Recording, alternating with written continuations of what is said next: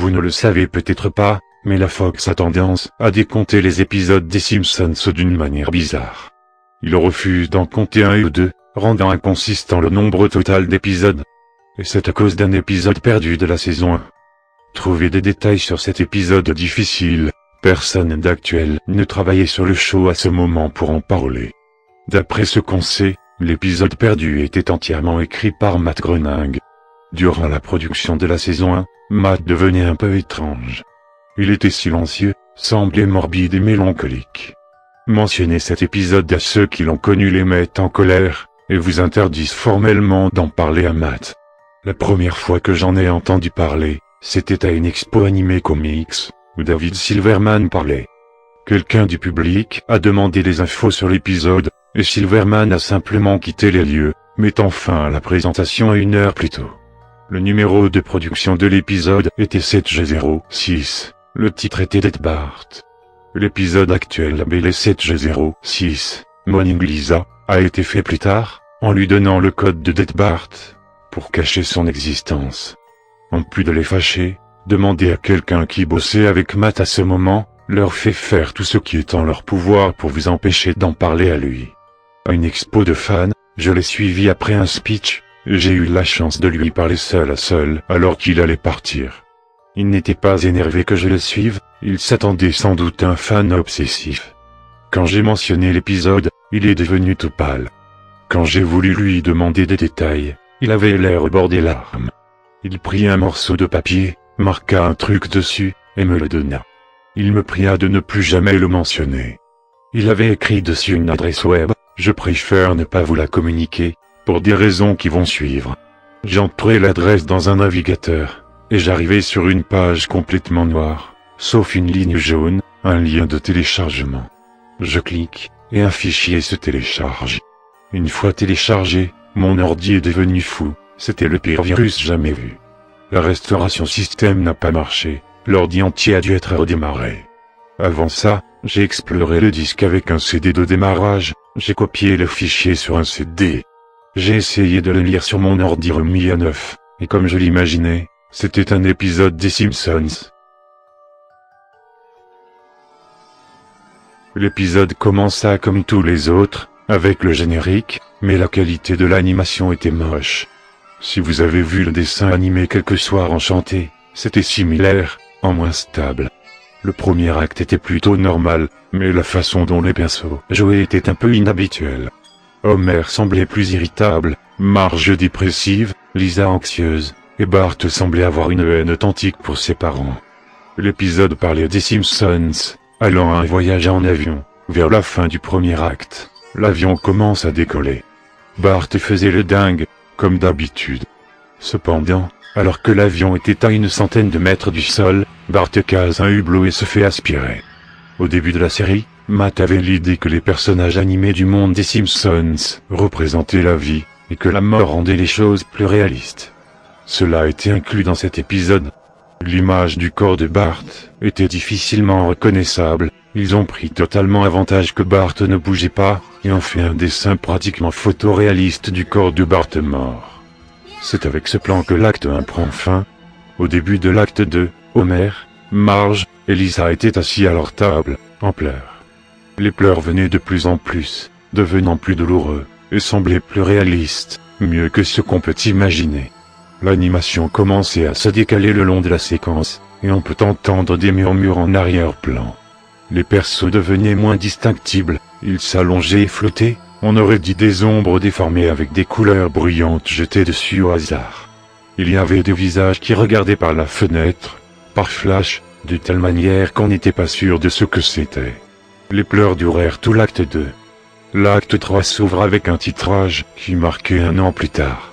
Homer, Marge et Lisa avaient l'air anorexiques, et toujours assis à leur table. Aucun signe de Maggie ou des animaux. Ils décidèrent d'aller voir la tombe de Bart. Springfield était complètement désert, et alors qu'ils marchaient vers le cimetière, les maisons devenaient de plus en plus en ruine. Elles semblaient toutes abandonnées. En arrivant à la tombe, le corps de Bart gisait sur sa tombe, dans la même position que lors de sa chute à l'acte 1. La famille recommence à pleurer. À un moment ils s'arrêtent, regardant le corps de Bart. La caméra zoome sur le visage d'Homer. D'après le résumé, Homer dit une blague ici, mais ce n'était pas visible dans la version que j'ai eue, on n'arrive pas à comprendre ce qu'Homer dit. La vue zoome en arrière avant la fin de l'épisode. Les tombes de l'arrière-plan ont le nom de toutes les stars invitées des Simpsons. Certaines qui n'existaient pas en 1989, d'autres qui ne sont pas encore venues au show. Elles ont toutes des dates de décès. Pour les invités qui sont morts plus tard, comme Michael Jackson et George Harrison, les dates correspondent parfaitement. Les crédits de fin étaient silencieux, et semblaient écrits à la main. L'image finale fut celle des Simpsons sur leur canapé, comme au début, mais tous dessinés de manière hyper réaliste, comme le corps sans vie de Bart.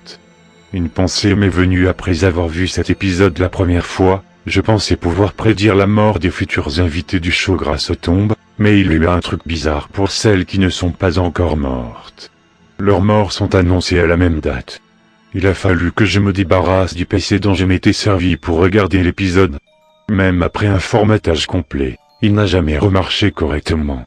L'épisode n'a jamais pu être supprimé et il s'ouvrait même tout seul. J'ai fait des formatages de plusieurs passes, et l'épisode ne partait pas.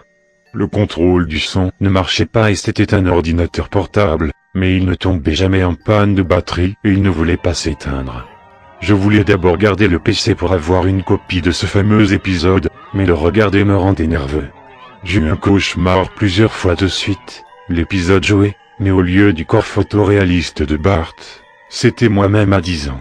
J'ai trouvé une photo de moi à l'âge de 10 ans et le cauchemar en était plus proche que dans mes souvenirs. Je jure que cette image de moi mort à 10 ans commençait à clignoter sur l'écran si vite, que je n'en étais pas sûr.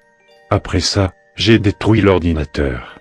Je n'ai jamais pu sortir l'épisode de ma tête, cependant, et décidé de faire plus de recherches pour le comprendre. J'ai trouvé quelques personnes qui disaient en avoir entendu parler. Apparemment l'épisode a été accidentellement diffusé dans une petite banlieue de Portland, Oregon. J'avais un cousin qui regardait les Simpsons tout le temps à cette époque et qui vivait là-bas, alors je lui demandais des détails par téléphone. Il me demandait comment je le connaissais. C'était un cauchemar qu'il avait eu et il n'en avait parlé qu'à ses parents, et j'étais vraiment très petit en ce temps. Je lui parlais, ainsi qu'aux autres personnes qui l'avaient vu, de l'épisode maudit.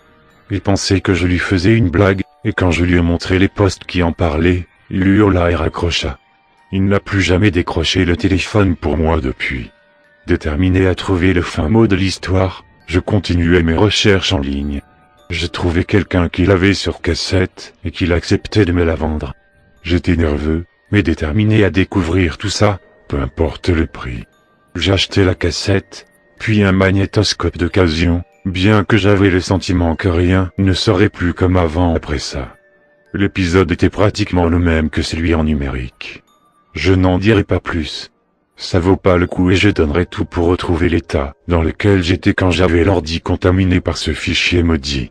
J'ai détruit la cassette, mais ça ne changeait rien. Les pubs sur la cassette. Je ne veux pas m'en souvenir. Il y avait des monstres provenant de rêves dont je n'avais jamais parlé à personne, des promos sur des tragédies qui ne sont pas encore arrivées, animations surréalistes générées par ordinateur qui n'étaient pas possibles à faire dans les années 80, ou même maintenant. Un ami l'a regardé avec moi, il a vu des choses totalement différentes, à une exception. Un programme spécial d'infos datant du 6 juin 2013. De manière monotone, ça détaillait sur des millions de gens morts dans leur sommeil, certains se réveillant d'abord, parlant de manière incohérente mais qui parlaient de quelque chose en rapport avec des cauchemars. Maintenant vous devinez quelle date est affichée sur les tombes de célébrités dans l'épisode. Il n'y avait qu'une différence, cela dit. La blague que dit Homer était complètement claire dans cette version. Quand ça zoome sur Homer qui regarde Bart, il dit « Si seulement on avait cette chance ».